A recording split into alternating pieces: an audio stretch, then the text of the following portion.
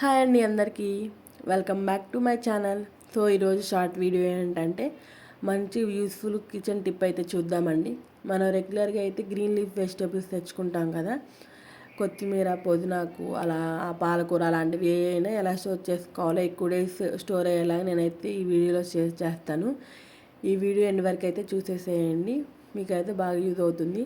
So మనం first అయితే ఏ green leaf vegetables store చేసుకోవాలనుకున్నామో దాన్ని తీసుకుందాము.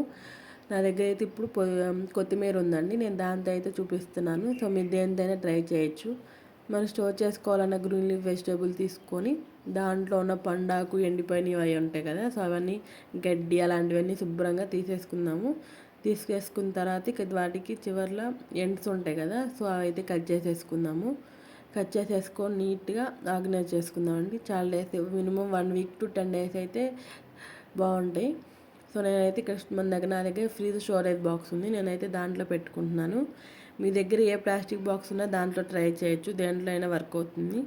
సో దానికి అడుగున ఏంటంటే ఒక టిష్యూ వేసేసుకుందాం, మనం రెగ్యులర్ వాడే టిష్యూ వేసుకొని పైన ఇంకో టిష్యూతో కవర్ చేద్దామండి. ఇలా కవర్ చేయడం వల్ల ఏంటంటే మాయిశ్చరైజర్గా ఉండి ఎక్కువ రోజులు గ్రీన్ లీఫ్ వెజిటబుల్ అయితే ఎక్కువ రోజు స్టోర్ అయి ఉండిద్ది.